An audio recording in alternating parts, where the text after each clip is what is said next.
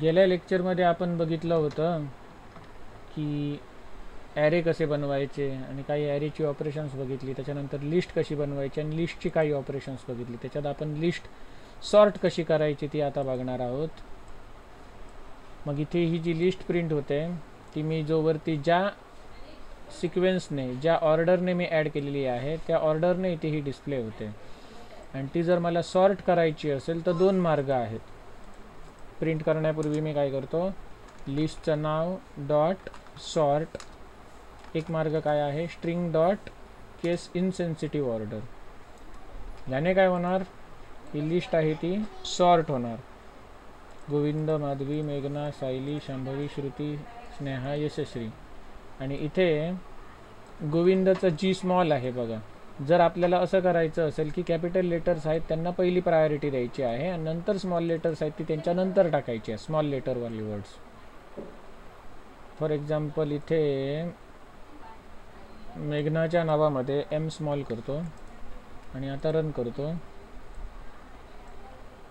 इथे बघा गोविंद, माधवी, मेघना, सायली असे येतात ना. मग स्मॉल लेटरने सुरू होणारे कोण आहेत, गोविंद आणि मेघना. मग मला असं करायचं आहे की कॅपिटल लेटर्सवाल्यांना आधी प्रायोरिटी द्यायची आहे आणि नंतर स्मॉल लेटर्सवाल्यांना. तर मी इथे काय करणार, आणखी एक इथे दुसरा ऑप्शन पास करणार, तो म्हणजे कसा, कंपॅरेटर डॉट नॅचरल ऑर्डर.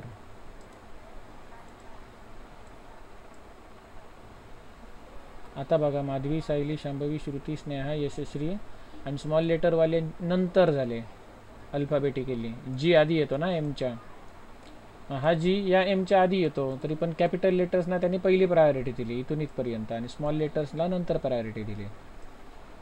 कळलं? एवढं समजलं ज्ञानेश्वर?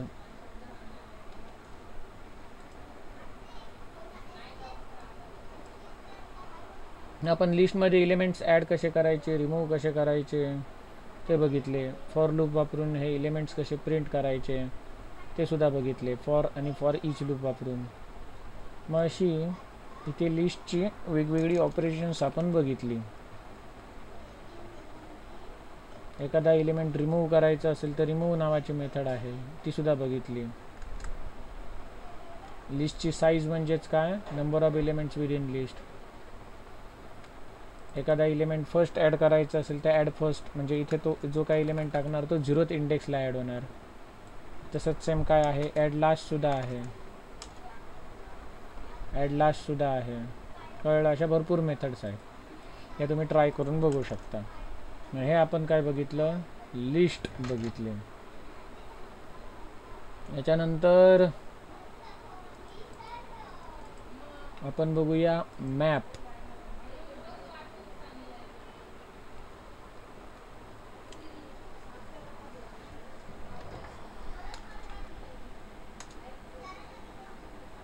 नाव याला मॅप देण्याऐवजी मॅप डेमो असं देतो. हां, मॅप डेमो.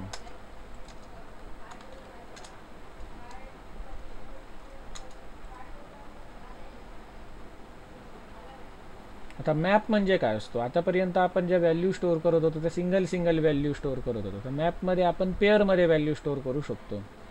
फॉर एक्झाम्पल एखादं प्रॉडक्ट असेल आणि त्याची प्राईस असेल. मॅप कसा बनवला जातो, जसं लिस्टमध्ये कशी बनवली जाते, लिस्टचा डेटा टाईप म्हणजे लिस्टमध्ये असणाऱ्या एलिमेंटचा डेटा टाईप. इथे object is equal to new array list.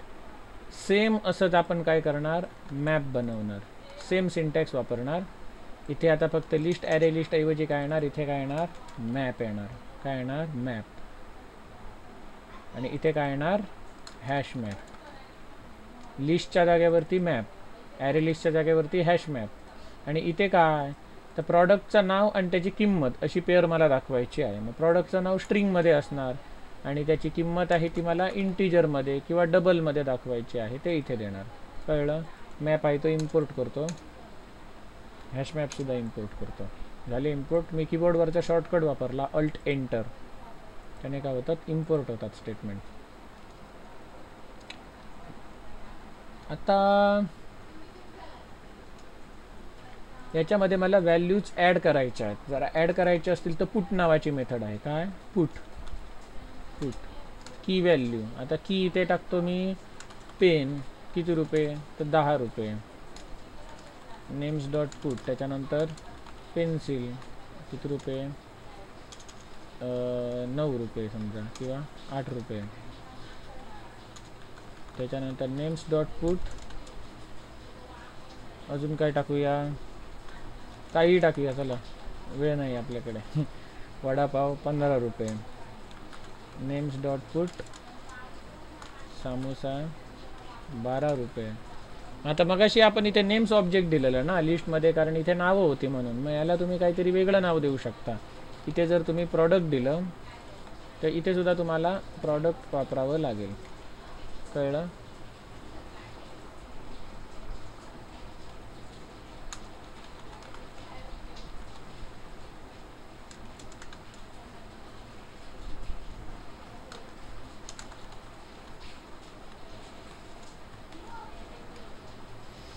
झालं. अशा पद्धतीने आपण हे ॲड करतो. याची कुठली अजून ऑपरेशन्स आहेत तर रिमूव्ह आहे. रिमूव्ह काय करणार इथे आपण जे काही लिहिणार याच्यातून मला जे रिमूव्ह करायचं आहे ते रिमूव्ह करणार. हे रिमूव्ह करण्याच्या पूर्वी ही सगळी लिस्ट मी प्रिंट करतो. सॉरी याला लिस्ट नाही म्हणत काय म्हणतात मॅप म्हणतात. पायथॉनमध्ये यालाच डिक्शनरी म्हणतात. प्रॉडक्ट डॉट टू स्ट्रिंग आणि नोटबुक रिमूव्ह केल्याच्या नंतर ते प्रिंट करतो. पहिले वडापाव समोसा नोटबुक पेन आणि पेन्सिल होते. मग वडापाव समोसा पेन आणि पेन्सिल झाले. नोटबुक रिमूव्ह झाला. कळलं. याच्यामुळे रिमूव्ह झाला. प्रोडक्ट डॉट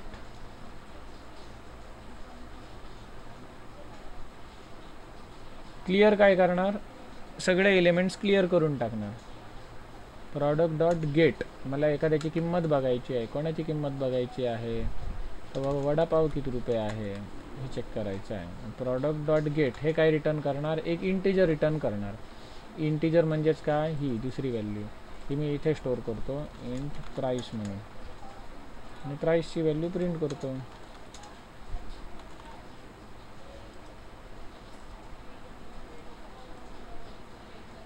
ती आली 15. इथे जर मी हे टाकलं काय समोसा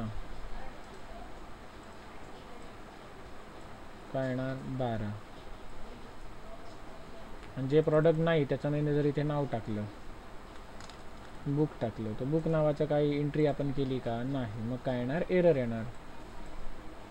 नल पॉइंटर एक्सेप्शन आलं.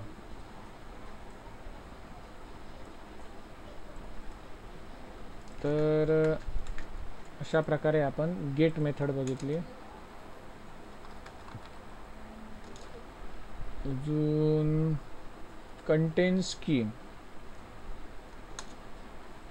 याच्यामध्ये आता की म्हणजे काय तर pen pencil vada pav samosa notebook हे जे लेफ्ट साईडला सगळे आहेत त्यांना की म्हणतात आणि हे जे राईट साईडला आहेत 10 8 15 12 35 यांना काय म्हणतात व्हॅल्यू म्हणतात. मग सगळे जर की आधी मला जर प्रिंट करून बघायचे असतील तर की सेट म्हणून ऑप्शन आहे बघा.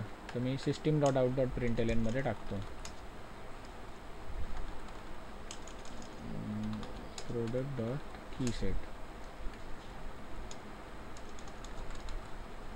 तसेच मी व्हॅल्यूज सुद्धा प्रिंट करू शकतो. इथे हे सगळ्या की आल्या वडापाव समोसा पेन पेन्सिल आणि हे त्यांच्या खाली व्हॅल्यूज आले. हे लेफ्ट साईडला आहेत पेन पेन्सिल वडापाव समोसा हे कीज 10 8 15 12 35 या व्हॅल्यूज. नोटबुक का नाही प्रिंट झालं कारण आपण त्याला इथे रिमूव्ह केलं आहे आणि त्याच्या रिमूव्ह केल्याच्या नंतर आपण की सेट आणि व्हॅल्यू सेट प्रिंट करतोय म्हणून ते आलं नाही नोटबुक. झालं. याच्यानंतर आपण हे सुद्धा चेक करू शकतो पर्टिक्युलर की या मॅपमध्ये आहे का. प्रॉडक्ट डॉट कंटेन्स की याच्यात पेन नावाची की आहे का मॅपमध्ये. असेल तर ट्रू रिटर्न करणार आणि नसेल तर फॉल्स रिटर्न करणार.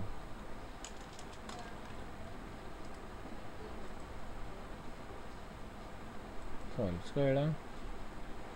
तसंच मी कंटेन्स व्हॅल्यू सुद्धा चेक करू शकतो.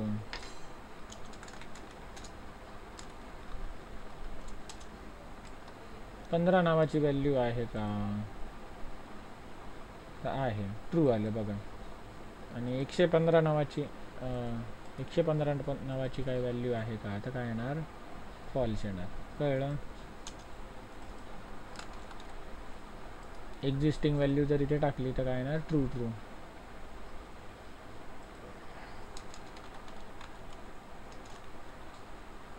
त्याच्यानंतर इज एम्प्टी ही एक महत्त्वाची मेथड आहे.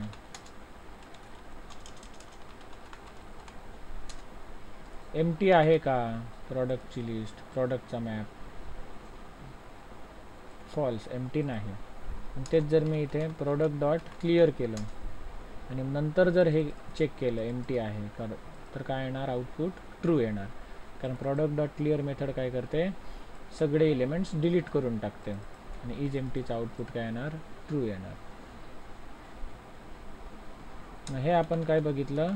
मॅप बघितलं. मॅपला डिक्शनरी सुद्धा म्हणतात. या वेगवेगळ्या मेथड्स आहेत, तर तुम्ही ट्राय करून बघू शकता. लिस्टची साईज म्हणजे number of elements within list, असं ही मॅपची साईज म्हणजे number of elements within map. याच्यात एक रिप्लेस नावाचं महत्त्वाचं फंक्शन आहे. हे काय करतं? की आणि व्हॅल्यू घेते. म्हणजे मला एखाद्याची व्हॅल्यू चेंज करायची असेल, वडापाव 15 रुपये आहे तो 17 करायचा असेल, नको महाग नको, स्वस्त करूया. 15 रुपये आहे तो 10 करायचा असेल, तर काय करणार? इथे वडापावची किंमत 15 आहे, तो इथे काय करणार? 10 करणार. आणि हे झाल्यानंतर मी प्रॉडक्टच्या व्हॅल्यू प्रिंट करून बघतो.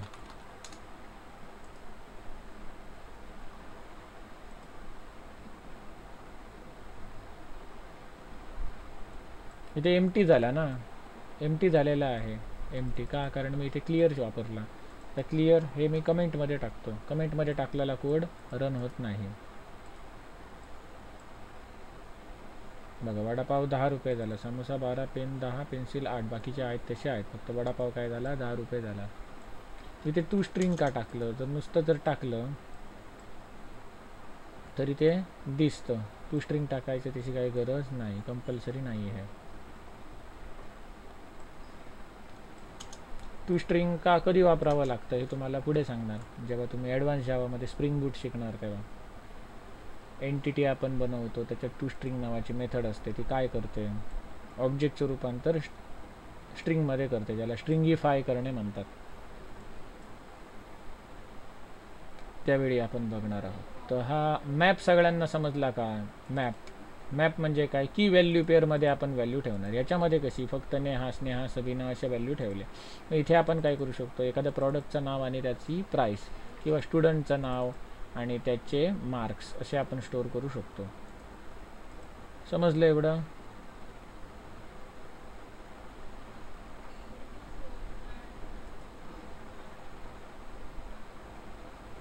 हा काय झाला? मॅप. असा अजून काय असतो? सेट असतो. हा सेट आहे तो तुम्ही ॲज अ होमवर्क म्हणून स्टडी करा. कळलं? सेट कसला सेट आहे? तर स्ट्रिंगचा सेट किंवा समजा इंटिजरचा सेट. सेटला नाव दिलं ए, आणि मग इथे मी व्हॅल्यू ठेवू शकतो.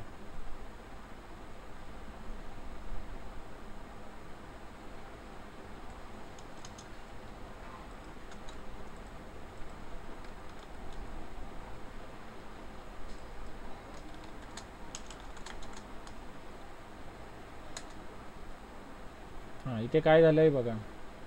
हा सेट नावाचा आपण ऑलरेडी क्लास बनवला ना, हा आणि हा एकच झाला आहे. म्हणजे इथे हा आपण बनवू शकत नाही. याला काहीतरी सेट डेमो असं नाव देतो. सेट डेमो, आणि याला रिनेम करतो.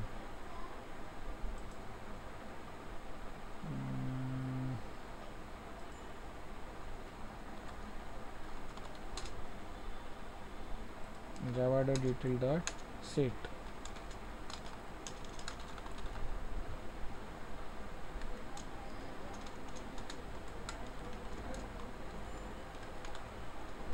असे डायरेक्टली नाही देऊ शकत, तर न्यू हॅश सेट. मग अशी काय होतं बघा, मॅपचा data type object is equal to new hash map होता. तसं काय आहे, सेट त्याचा data type A is equal to new hash set. हे लिस्टप्रमाणे आहे, सिंगल व्हॅल्यू स्टोअर करणार. त्या मॅपमध्ये डबल व्हॅल्यू स्टोअर करायच्या ना, तसे याच्यामध्ये ही सिंगल व्हॅल्यू स्टोअर करणार.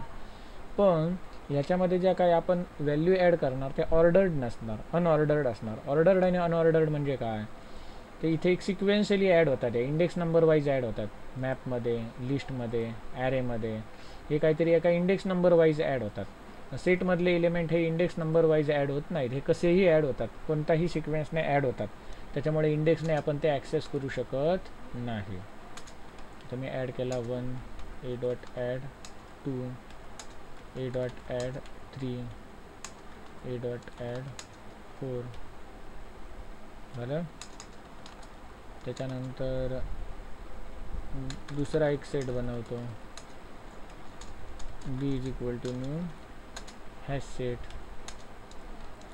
तर B dot add 3, B dot add 4, B dot add 5, B dot add 6, B dot add 7. असे 2 सेट बनवले. एकामध्ये 1 ते 4 नंबर आहेत, दुसऱ्यामध्ये 3 ते 7 नंबर आहेत. आता याच्यामध्ये काही नाही काहीतरी ऑपरेशन्स आहेत. जसं आपण मॅपमध्ये चेक केलं, कंटेन्स, त्याच्यामध्ये एखादी व्हॅल्यू आहे का, ट्रू रिटर्न करते. ॲड आपण मेथड बघितली. तसेच आपण रिमूव्ह करू शकतो याच्यातला एलिमेंट, क्लिअर करू शकतो, तो एम्प्टी आहे की नाही तो चेक करू शकतो. साईज म्हणजे काय, number of elements within that set. कळलं. सेटचं रूपांतर ॲरेमध्ये करायचं असेल तर टू ॲरे नावाची मेथड आहे. मग ह्या काही सेटच्या मेथड्स आहेत. हे स्ट्रीमवाल्या तुम्ही काय नाही बघितल्या तरी चालतील, बेसिक जावासाठी नाही आहेत त्या. मग जशी आपण लिस्टमध्ये एलिमेंट ॲड केलं, एखादा एलिमेंट त्यामध्ये आहे की नाही हे चेक केलं, रिमूव्ह केलं, सगळे एलिमेंट्स क्लिअर करून टाकले, डिलीट करून टाकले, ती लिस्ट एम्प्टी आहे की नाही किंवा तो मॅप एम्प्टी आहे की नाही हे चेक केलं, लिस्टची साईज प्रिंट करून दाखवली. तर तशा यालासुद्धा मेथड्स आहेत. या तुम्ही स्वतः ट्राय करून बघा, मी इथे ॲड करून दाखवलं. बाकीचं करू शकता ना. फरक एवढा लिस्ट आणि सेटमध्ये फरक काय, तर लिस्ट ही ऑर्डर्ड असते, मॅपसुद्धा ऑर्डर्ड असतो, ॲरेसुद्धा ऑर्डर्ड असतो, हे तीनही ऑर्डर्ड असतात. सेट हा अनऑर्डर्ड असतो, म्हणजे याचे एलिमेंट्स ठराविक एका सिक्वेन्समध्ये ॲड होत नाहीत, कसेही ॲड होतात.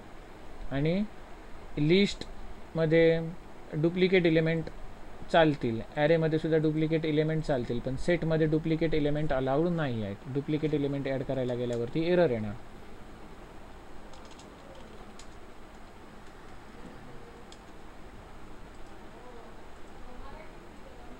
दोन्ही सेट मी इथे प्रिंट करतो. हे दोन्ही सेट आपल्याला दिसत आहेत प्रिंट झालेले. आणि समजा मी बी डॉट ॲड 3 करायला गेलो, पुन्हा 3 याच्यामध्ये ॲड करायला गेलो,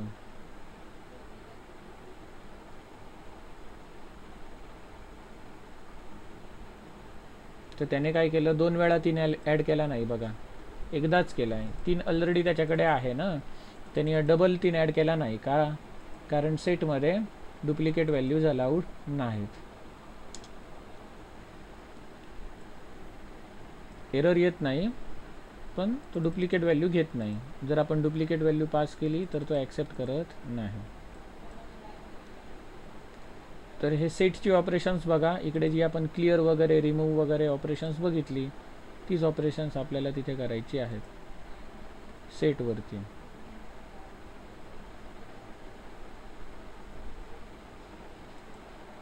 आपण ॲरे बघितला, लिस्ट बघितला, मॅप बघितला आणि सेट बघितला.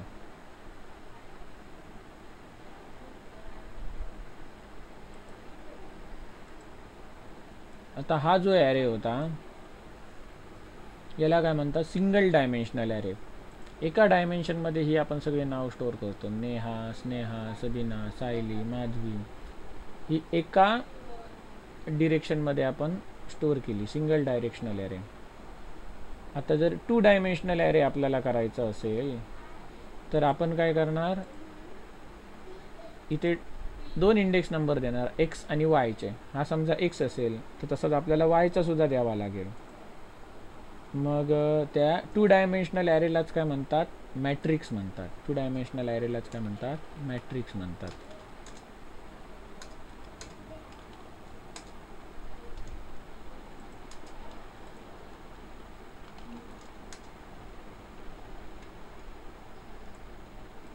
मॅट्रिक्स तुम्ही बघितलं असेल, समजा 3x3चा मॅट्रिक्स असेल तर इथे मी नंबर लिहितो 3 5 7, काही नंबर लिहितो इथे 8 9 4 5 2 1. हे मॅट्रिक्स झालं 3x3चं. म्हणजे काय, 3 रो आणि 3 कॉलम, 1 2 3, हे 3 रो आणि 1 2 3 हे 3 कॉलम्स, 3x3 मॅट्रिक्स. मग या मॅट्रिक्सला इंडेक्स नंबर कसं असतं, हा 0 रो 0 कॉलमला कोण आहे, 3 आहे. 0th रो फर्स्ट कॉलमला 1 आहे. 0th रो सेकंड कॉलमला 7 आहे. म्हणजे प्रोग्रामिंगमध्ये यांचे इंडेक्स नंबर 0पासून स्टार्ट होते. म्हणजे आडवे बघायला गेला तर हा 0 इंडेक्स नंबरचा रो, हा 1 इंडेक्स नंबरचा रो, हा 2 इंडेक्स नंबरचा रो. आणि जर आता उभं बघायला गेलो तर हा 0 इंडेक्स नंबरचा कॉलम, हा 1 इंडेक्स नंबरचा कॉलम, हा 2 इंडेक्स नंबरचा कॉलम. कळलं. मग आता 3 आहे, 3चा इंडेक्स नंबर आपण काय लिहिणार, याचा रोचा इंडेक्स नंबर आणि कॉलमचा इंडेक्स नंबर. रोचा इंडेक्स नंबर काय असणार, 0 आणि कॉलमचा इंडेक्स नंबर काय असणार, 1 असणार. सॉरी, त्याचासुद्धा 0 असणार. 0th row 0th column. हे जर समजा मी असं ड्रॉ केलं, 0 1 2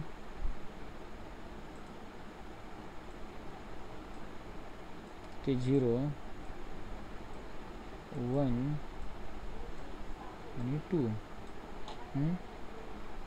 मग आता याच्यामध्ये जो 3 आहे इथला हा वाला, याचा इंडेक्स नंबर काय येणार, रो आणि कॉलम. आधी रोचा लिहायचा 0, मग कॉलमचा 0. कळलं. त्याच्यानंतर जो 5 आहे याचा काय येणार इंडेक्स नंबर, आधी रोचा लिहायचा मग कॉलमचा लिहायचा. रोचा 0 आणि कॉलमचा 1, मग 5चा काय येणार 0 1. कळलं. मग असे तुम्ही काय करू शकता, याचासुद्धा सांगू शकता. याचा काय असणार, रो काय आहे 0, कॉलम कितवा दुसरा. 0पासून कॉलम मोजायचे, हा 0th कॉलम, हा 1 कॉलम, हा सेकंड कॉलम. रोसुद्धा हा 0th रो, हा फर्स्ट रो, हा सेकंड रो. कळलं ना, 0 बेस इंडेक्स नंबरिंगनुसार. त्याच्यानंतर समजा मला याचा इंडेक्स नंबर पाहिजे असेल तर काय येणार, फर्स्ट रो 0th कॉलम. त्याच्यानंतर याचा पाहिजे असेल तर काय, फर्स्ट रो फर्स्ट कॉलम. याचा पाहिजे असेल तर फर्स्ट रो सेकंड कॉलम. याचा पाहिजे असेल तर काय येणार, सेकंड रो 0th कॉलम. याचा पाहिजे असेल तर सेकंड रो फर्स्ट कॉलम. याचा पाहिजे असेल तर सेकंड रो सेकंड कॉलम. हे कळले इंडेक्स नंबर सगळ्यांना. चैताली इंडेक्स नंबर समजले, सायली, ज्ञानेश्वर, पूजा, 0पासून मोजायचे. चैताली तुला समजले,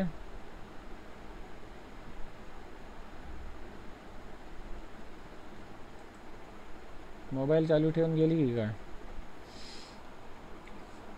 तर इथे हे इंडेक्स नंबर्स आहेत. मला काय करायचं आहे, इथे 3 ॲड करायचं आहे. 3चा इंडेक्स नंबर काय असणार 0 0, 5चा इंडेक्स नंबर 0 1 आणि 7चा इंडेक्स नंबर 0 2. हे मी असे ॲड करतो. त्याच्यासाठी मी इथे आधी मल्टी डायमेन्शनल ॲरे बनवतो. मला मॅट्रिक्स कितीचं पाहिजे, 3 रो 3 कॉलमचं, ज्याच्यामध्ये इंटिजर स्टोअर होणार. मग एक जसं आपण स्ट्रिंगचा ॲरे बनवलेला ना इकडे इथे, असाच सेम मी काय करणार, इंटिजरचा ॲरे बनवणार. हा स्ट्रिंगचा ॲरे होता ना, तसंच मी काय करणार, इंटिजरचा ॲरे बनवणार. इथे इंट, इथे इंट. नेम्सऐवजी मी याला काय नाव देतो, मॅट्रिक्स ए असं नाव देतो, किंवा ए नावाचा मॅट्रिक्स, किंवा मी इथे ए लिहितो. आणि आता हे मला मल्टी डायमेन्शनल बनवायचं आहे. सिंगल डायमेन्शनल होतं तेव्हा मी इथे साईज द्यायचो ना सिंगल डायमेन्शनची. आता मल्टी डायमेन्शनल बनवायचं आहे, मग इथे 2-2 स्क्वेअर ब्रॅकेट येणार. किती बाय कितीचं बनवायचं आहे, 3 रो आणि 3 कॉलमचं. हा पहिला स्क्वेअर ब्रॅकेट रो इंडिकेट करतो, दुसरा स्क्वेअर ब्रॅकेट कॉलम इंडिकेट करतो. 3 रो 3 कॉलम. आता याच्यामध्ये मला एलिमेंट्स ॲड करायचे आहेत. ते इकडे मी कसं करायचो,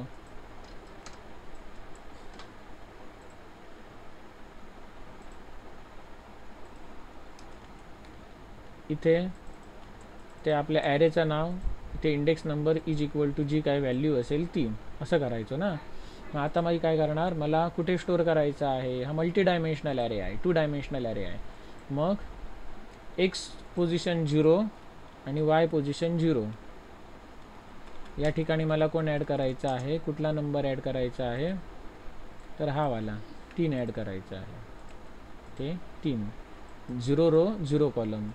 ए या मॅट्रिक्समध्ये 0th रो 0th कॉलमला कोण ॲड कर, 3 कर. त्याच्यानंतर हा ॲड करायचा आहे, हा काय आहे, 0th रो फर्स्ट कॉलम. ए 0th रो फर्स्ट कॉलमला कोण 5 ॲड कर. त्याच्यानंतर 7 0th रो सेकंड कॉलम. ए 0th रो सेकंड कॉलम 7 झाले. आता आपण सेकंड रो म्हणजे हा ॲड करूया. 4 कुठे आहे, हा जर 0th रो असेल तर हा फर्स्ट रो आणि हा सेकंड रो. हा 0th कॉलम असेल तर हा फर्स्ट कॉलम, हा सेकंड कॉलम. 4चं काय येणार, 1 0 ला 4, 1 1 ला 9 आणि 1 2 ला 8. 4 9 8. 1 0 ला 4. ए 1 0 इक्वल टू 4. त्याच्यानंतर ए 1 1 इथे 9. ए 1 2 इथे 8. हा दुसरा रो झाला. आता शेवटचा रो राहिला. शेवटचा कुठला, हा वाला. मग हा सेकंड रो 0th कॉलम कडे 5. सेकंड रो 0th कॉलम कडे 5. सेकंड रो फर्स्ट कॉलम 2 आणि सेकंड रो सेकंड कॉलमकडे कोण आहे, 1 आहे. झालं. आता हे मॅट्रिक्स मला प्रिंट करून बघायचं आहे. तर नॉर्मली आपण प्रिंट करून बघताना काय करायचो, फॉर लूप वापरायचो ना. आता आपल्याला नेस्टेड फॉर लूप वापरावा लागणार. काय लागणार, नेस्टेड फॉर लूप. आता इथे जसा फॉर लूप होता तसा आधी आपण इथे फॉर लूप वापरूया. For int I is equal to 0, I less than equal to ॲरेचं नाव dot length I plus plus. System dot out dot print मध्ये आय लिहिलं. हा कोड आपण कुठे लिहिला, इथे लिहिलेला. हा सेम कोड मी लिहिला इकडे. आणि एवढं करून आधी हे रन करून बघतो. तर इथे काय येतं आहे बघा, 0 1 2 3.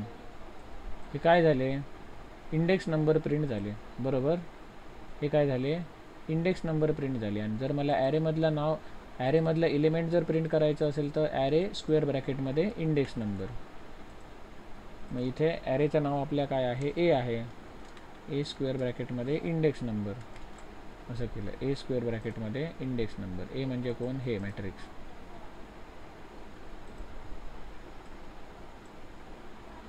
इथे बघा, हे काहीतरी विचित्र आलं. बरोबर, इथे लेस दॅन इक्वल टू ऐवजी लेस दॅन लिहितो, कारण झिरो बेस इंडेक्स नंबरिंग आहे ना म्हणून. याचं कारण काय ते तुम्हाला सांगितलं आहे गेल्या लेक्चरमध्ये. हे असं काहीतरी होतं आहे प्रिंट. हे असं काहीतरी होतं आहे म्हणजे काय, हे अख्खे रो प्रिंट होत आहेत, हा आणि हा. आता रोमधला मला कॉलमसुद्धा ॲक्सेस करायचा आहे. मग फॉर लूपमध्ये मी आणखी एक फॉर लूप वापरणार. फॉर जे इज इक्वल टू 0, जे लेस दॅन, नुसता जे नाही त्या इथे इन देऊया, जे लेस दॅन 3 घ्या किंवा ए डॉट लेंथ घ्या, जे प्लस प्लस, आणि सिस्टीम डॉट आउट डॉट प्रिंटएलएन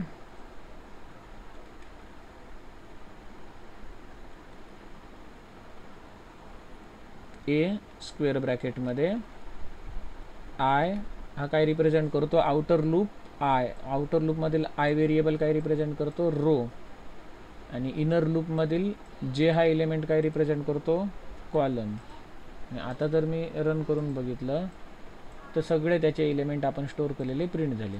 पण ते मला असे नको, मला असे दाखवायचे आहेत. तर मी काय करणार बघा, प्रिंट एलएन ऐवजी मी फक्त प्रिंट लिहिणार. एवढं केल्यानंतर काय होणार, हे उभे प्रिंट झाले ते आडवे प्रिंट होणार. हे सगळे उभे होते ते आडवे प्रिंट झाले, बरोबर. मला काय करायचं आहे की एक रो प्रिंट झाल्याच्या नंतर नेक्स्ट लाईनला गेला पाहिजे. एक रो प्रिंट झाल्याच्या नंतर नेक्स्ट लाईनला गेला पाहिजे. इथे system dot out dot print LN असं टाकतो. एलएन म्हणजे काय, नेक्स्ट लाईनला जाणार. जर एलएन नाही लिहिलं तर त्याच लाईनमध्ये ते सगळं प्रिंट करतो. हे बघा, ते आता नेक्स्ट लाईनला गेले, बरोबर. आता मला जरा यांच्यामध्ये स्पेस द्यायची असेल तर इथे मी काय करतो, कॉन्कॅट करतो स्ट्रिंग आणि 2 स्पेसचं अंतर सोडलं. मग या नंबर्समध्ये सुद्धा 2 स्पेसचं अंतर येणार. झालं मॅट्रिक्स. हे काय झालं, ए मॅट्रिक्स. असंच समजा मला दुसरा मॅट्रिक्स बनवायचं असेल, बी मॅट्रिक्स, तर सेम असंच बनवणार मी. इथे काय येणार, बी. जिथे जिथे ए आहे त्या ठिकाणी काय येणार, बी येणार.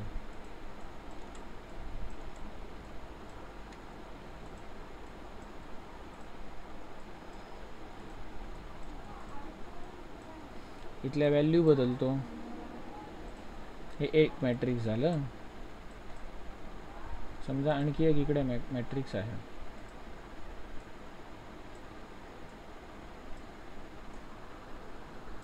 दोन 3 2 1 3 5 5 1 2 असं आहे. या दोघांची मला जर ॲडिशन करायची असेल तर याचं काय येणार इकडे आउटपुट,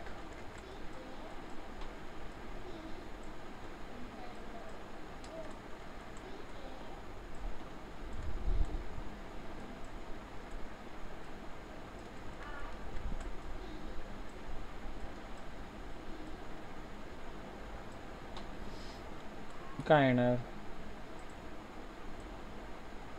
याचा 0 0 आणि या मॅट्रिक्सचा 0 0 म्हणजे 0 रो 0 कॉलम यांची बेरीज होणार. याची आणि याची बेरीज या कोपऱ्यात येणार. 3 आणि 2 किती झाले, 5. त्याच्यानंतर याची आणि याची होणार मधले, पहिल्या रो मधले 5 3 8. त्याच्यानंतर हा 7 आणि हा 2, 7 2 9. त्याच्यानंतर हा वाला आणि हा वाला 4 आणि 1 5. त्याच्यानंतर हा 9 आणि हा 3, 9 3 12. हा 8 आणि हा 5, 8 5 13. हा 5 आणि हा 5 किती होणार, 10. हा 2 आणि हा 1 किती होणार, 3. आणि हा 1 आणि हा 2 किती होणार, 3. कळलं ना. याच्या 0 0 बरोबर याच्या 0 0ची ॲडिशन आणि ती याच्या 0 0 मध्ये त्याचा आन्सर लिहिला. याच्या 0 1 आणि याचा 0 1 दोघांची जी ॲडिशन असणार ती याच्या 0 1 मध्ये लिहिली. याचा 02 याचा 02 याचा आन्सर याच्या 02मध्ये लिहिलं. याचा 10 याचा 10 याच्या 10मध्ये ते आन्सर लिहिलं. याचा 12 याचा 12 त्याची बेरीज याच्या 12मध्ये लिहिली. कळलं ना? असंच मी सगळ्यांसाठी केलेलं आहे. याला काय म्हणतात? Matrix addition. दोन मॅट्रिक्सच्या ॲडिशनचा तुम्हाला प्रोग्राम करायचा असेल तर कसा येणार? आता याचा मॅट्रिक्स ॲडिशन मला प्रिंट करायची आहे. मग कशी करणार मी? सेम प्रोग्राम, फक्त इथे काय करणार, इथे मी ह्या व्हॅल्यू देतो सगळ्या. 2 3 2 1 3 5 2 3 2 1 3 5 5 1 2 5 1 2. आता इथे मला ॲडिशन दाखवायची आहे. मग इथे मी काय करणार? प्लस ए ऑफ आय जे होतं तसंच काय आता करणार? ए ऑफ बी ऑफ आय जे. कळलं ना? ए ऑफ आय जे तसंच पुढे बी ऑफ आय जे करणार. मग असे नुसतं ए ऑफ आय जे लिहिलेलं ना. आता ए ऑफ आय जे प्लस बी ऑफ आय जे, म्हणजे इथे 0 0 असणार तेव्हा इथे सुद्धा 0 0 असणार. इथे 0 1 असणार तेव्हा इथे सुद्धा 0 1 असणार. इथे 0 2 असणार तसं इथे सुद्धा 0 2 असणार. कळलं का? आणि इथे मी स्पेससुद्धा ॲड करतो. मग ही स्पेस कॉन्कॅट करण्यापूर्वी काय कर? हे ब्रॅकेटमधलं गणित आधी सोडव आणि मग ही स्पेस त्याला कॉन्कॅट कर. आता या दोन मॅट्रिक्सची ॲडिशन दिसते बघा. 5 8 9 5 12 13 10 3 3. 5 8 9 5 12 5 12 इथे काय 13 यायला पाहिजे ना. 8 5 13 10 3 3. काय चुकलं बघूया. नंबर इथे इनपुट करताना मी काहीतरी चुकवलं असणार. 2 3 2 1 5 3 2 3 2 1 5 3. मी इथे उलटं केलं आणि इथे बी द्यायला विसरलो म्हणून असा गोंधळ झाला. कळलं ना? हे सगळे ए मॅट्रिक्सचे व्हॅल्यू, या सगळ्या बी मॅट्रिक्सच्या व्हॅल्यू.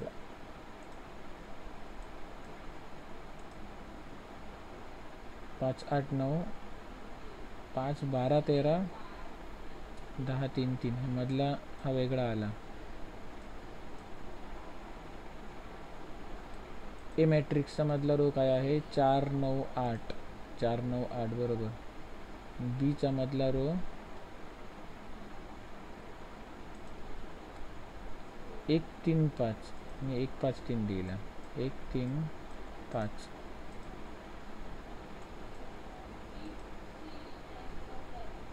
5 12 आणि 13. 8 5 8 5 13 आलं पाहिजे ना.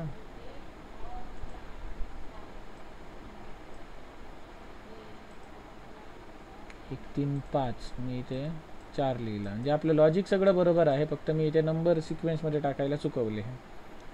कळलं ना? खालचं हे लॉजिक बरोबर आहे सगळं. हाच मेन पार्ट आहे इथून इथपर्यंतचा फॉर लूपचा. म्हणजे व्हॅल्यूज काही असू दे तुम्ही 2 मॅट्रिक्समध्ये टाकलेल्या, तो तुम्हाला ॲडिशन देणार. आताचा आउटपुट सेम असणार. 5 8 9 5 12 13 10 3 3. 5 8 9 5 12 13 10 3 3. हे काय बघितलं आपण? 2 मॅट्रिक्सची ॲडिशन. हे समजलं का सर्वांना? 2 मॅट्रिक्सच्या ॲडिशनचा प्रोग्राम समजला? फॉर लूपमध्ये फॉर लूप वापरला. याला काय म्हणतात? Nested for loop. बाहेरचा फॉर लूप रो इंडिकेट करतो, आतमधला फॉर लूप कॉलम इंडिकेट करतो. बाहेरचा फॉर लूपचं व्हेरिएबल आय होतं, ते रोची इंडेक्स रिप्रेझेंट करतं. आतल्या फॉर लूपचं व्हेरिएबल जे होतं, म्हणजे कॉलमची इंडेक्स रिप्रेझेंट करतं. कळलं? जर काही डाऊट असेल तर थांबा, डाऊट नसेल तर मीटिंग लीव करू शकता. उद्या आपण पुढचा पार्ट बघणार आहोत.